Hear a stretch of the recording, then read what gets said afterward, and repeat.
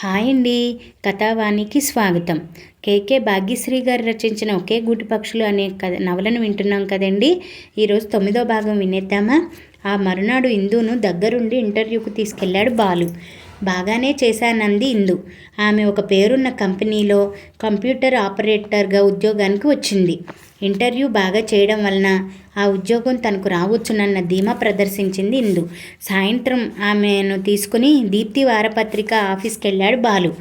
Office staff అందరూ ఆమెకు బ్రహ్మరథం పట్టారు. ఎడిటర్ సంగతి అయితే చెప్పనే అక్కర్లేదు. ఉబ్బి తబ్బిబ్బై ఆమెకు అతిథి మర్యాదలు చేశాడు.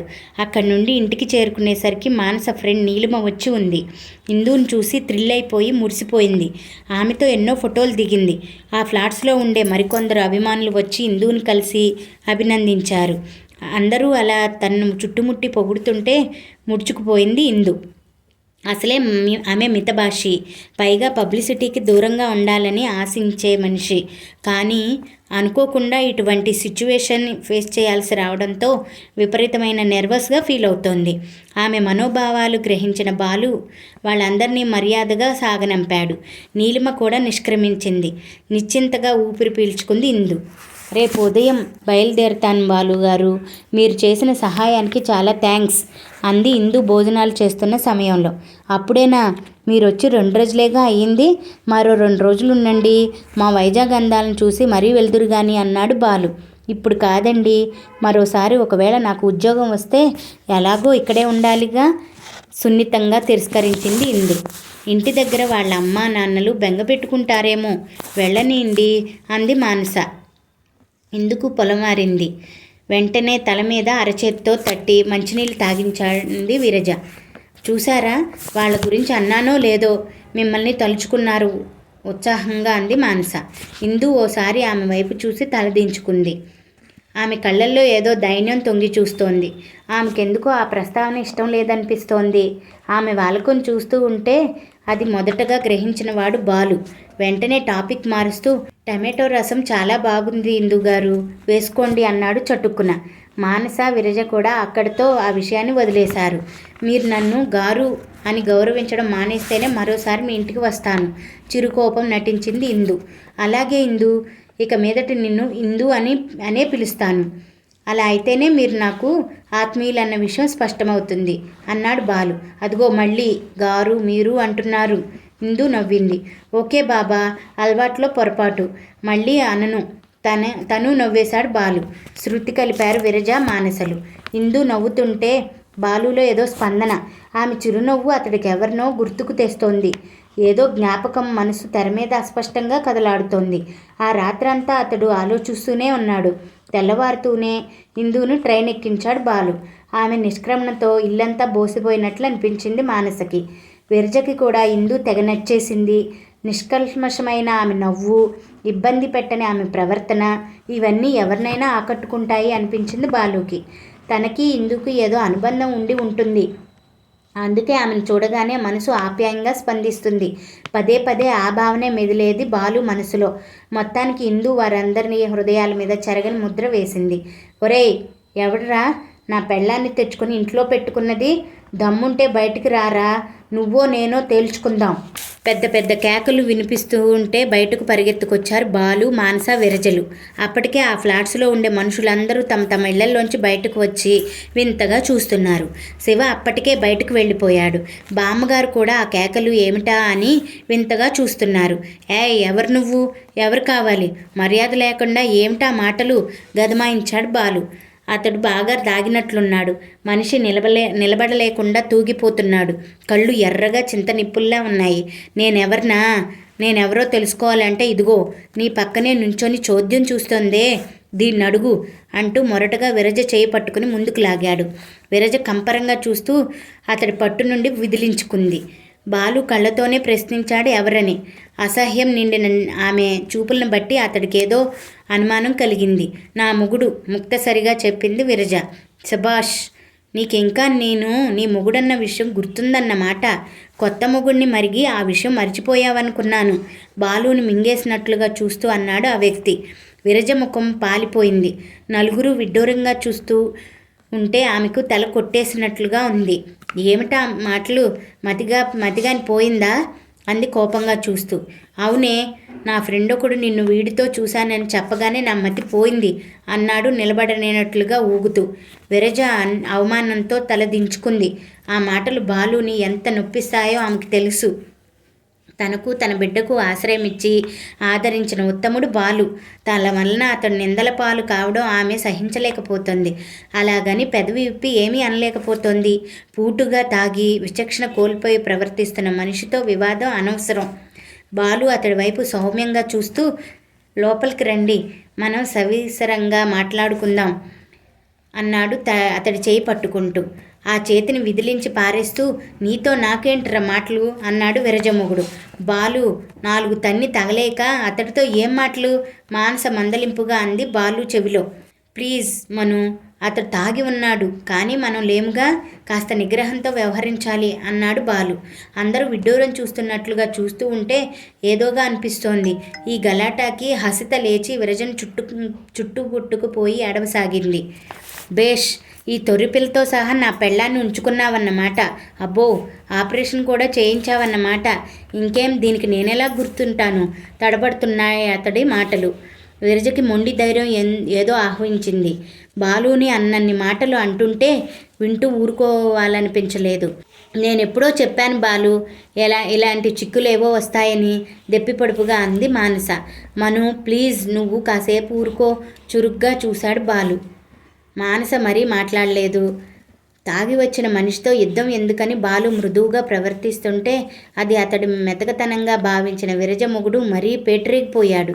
నోటుకొచ్చినట్లుగా బండబూతులు తిడుతూ నానా ఆడసాగాడు. విరజ మరీ ఆగలేకపోయింది. ముందుకెళ్ళి ఈడ్చిపెట్టి అతడి చెంప మీద ఒక్కటిచ్చింది. అంతే, చెలరేగిపోయాడు అతడు.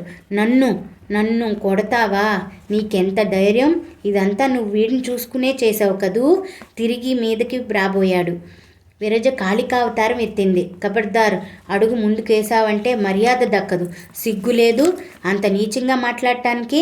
అవకారంతో పుట్టిన పిల్లను ఆదరించవలసింది పోయి అవతలకు నెట్టేశావు. దాన్ని విసిరి పారేస్తే కానీ నన్ను ఏలుకోనని షరతు పెట్టావు. అలా చేయలేక రైలు కింద పడి చావాలని వెళ్తున్న నన్ను రక్షించి నాకు నా బిడ్డకి కొత్త జీవితం ప్రసాదించాడు బాలుబాబు. అలాంటి దేవుణ్ణి పట్టుకుని నోటుకొచ్చిందల్లా కూస్తావా? పురుగులు పడిపోతావు అంది తీవ్రంగా. ఆమె రౌద్రాకారం చూసి ఒక్కడుగు వెనక్కి తగ్గాడు ఆమె మొగుడు. అతడిలో తలెత్తిన పసుపు ప్రవృత్తి అతన్ని కుదురుగా ఉండనివ్వలేదు. నీతి కబుర్లు బాగానే నేర్చావే అన్నాడు హేళనగా నవ్వుతూ. చిచ్చి, నీది నోరా తాటి పట్టా? ఎంత మాట పడితే అంత మాట అంటున్నావు. అయినా నీ నోటితో నువ్వే అన్నావు కాబట్టి చెప్తున్నాను. ఆ బాబు కోరాలే కానీ నా సర్వస్వం అర్పించుకోవడానికి సిద్ధంగా ఉన్నాను. అందరికీ నీలా వంకర బుద్ధులుండవు. బాలుబాబు ఇప్పటి వరకు నన్న దృష్టితో చూడలేదు. ఆయన రుణం తీర్చుకోవడానికి జీవితాంతం ఊడిగం చేసినా తప్పులేదు అంది గొంతు రుద్ధవంగా. బాలు మనసులో నిర్ఘాంతపోయారు విరజ మాటలకు. చుట్టూ ఉన్న జనం ముఖాముఖాలు చూసుకున్నారు. అందులో చాలామందికి విరజ అంత సిగ్గుగా మాట్లాడటం నచ్చలేదు. ఇన్నాళ్ల నుండి విరజ ఎవరో ఏమిటో తెలుసుకోవాలని శతవిధాలా ప్రయత్నించారు. కానీ బాలు వారికి అవకాశం ఇవ్వలేదు. అలాంటిది ఈరోజు తలవని తలంపుగా ఇలా ఫ్రీగా సినిమా చూసే ఛాన్స్ దొరికినందుకు మురిసిపోయారు చాలామంది. ఎంతకు తెగించావే? నీ ఒళ్ళు కొవ్వెక్కి కొట్టుకుంటున్నదే పళ్ళు నూరాడు విరజమొగుడు. ముందు నువ్విక్కడి నుంచి పోతావా పోవా? పెద్దగా అరిచింది విరజ.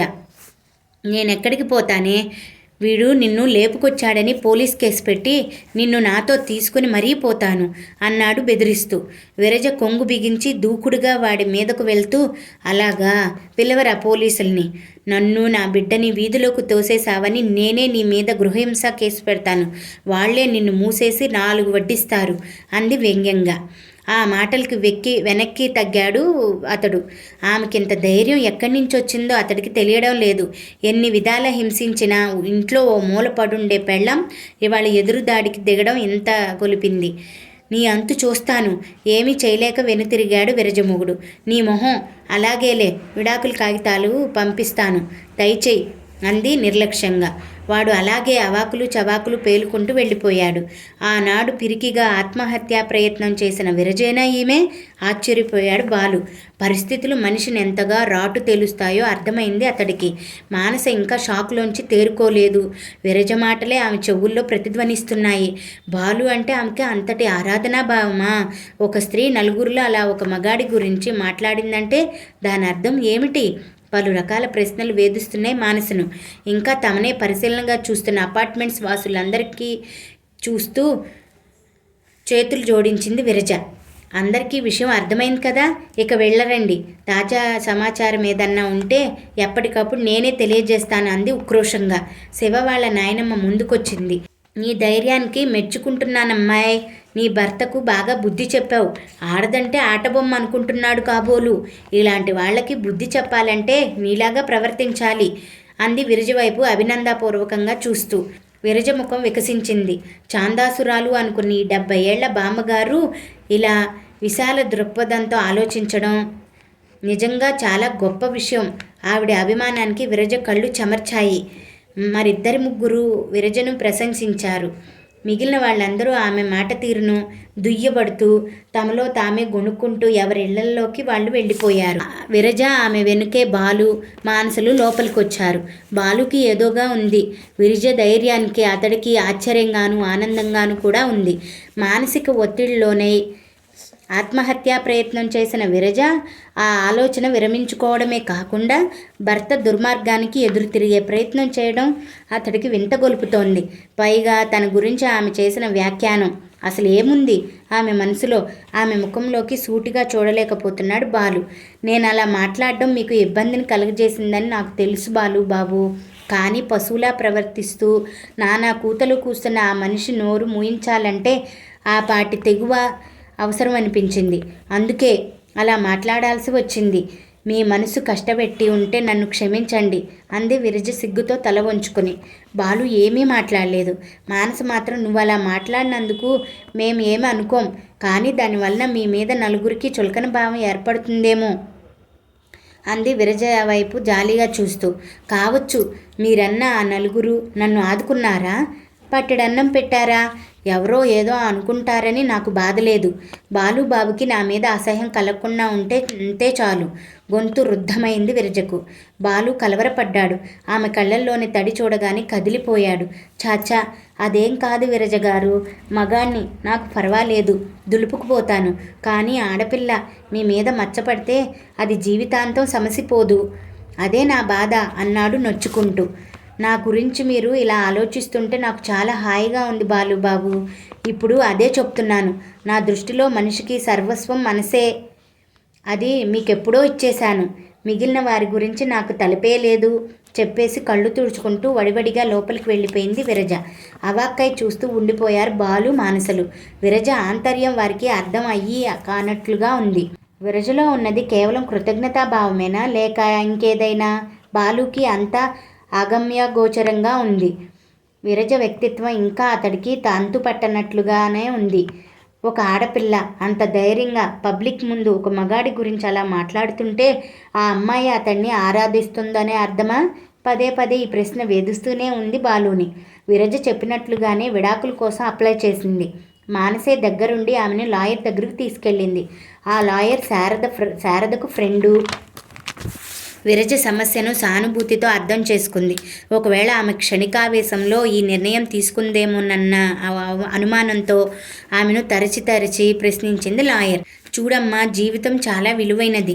తొందరపాటు తనం వలన విడాకులు తీసుకుంటే రేపొద్దున బాధపడే పరిస్థితి వస్తుందేమో ఆలోచించు అంది మృదువుగా. తన దగ్గరకు విడాకుల కోసం వచ్చే క్లయింట్స్కి ఈ విధంగా కౌన్సిలింగ్ ఇవ్వడం ఆమెకు అలవాటే. అవసరం లేదు లాయర్ గారు. అతడి ప్రవర్తన వలన విసిగిపోయాను. కనీసం కడుపున పుట్టిన పిల్లల్ని కూడా అతడు ప్రేమగా చూడనప్పుడు అతడితో కలిసి ఉండటంలో అర్థం లేదు. పైగా నేనేం అన్న అంతట నేనుగా వీధిలో పడలేదు. అతడు నిరాదరణకు గురైన దాన్ని కాబట్టి నాకు తెలుసు అతడి నిజస్వరూపం. దయచేసి విడాకుల కోసం ప్రయత్నించండి నిబ్బరంగా చెప్పింది విరజ. ఆమె కళ్ళల్లో ప్రతిబింబిస్తున్న ఆత్మవిశ్వాసం చూసిన లాయర్ మరి ఆమెను ప్రశ్నించలేదు. విడాకుల కోసం నోటీస్ పంపింది. చట్టం నీకు అనుకూలంగా ఉంది కాబట్టి తప్పకుండా నీకు డైవోర్స్ లభిస్తాయి. నిశ్చింతగా ఉండమ్మా. లాయర్ గారి ధైర్యావచనాలు విరజకు శాంతిని ప్రసాదించాయి. థ్యాంక్ యూ మేడం అంది చేతులు జోడిస్తూ. వెల్కమ్ అంది లాయరమ్మ హుందాగా. 9వ భాగం ఇంతటితో సమాప్తమండి. మిగతా నవల్ని రేపటి భాగంలో తెలుసుకుందామా? Thank you for watching. Please subscribe for more stories.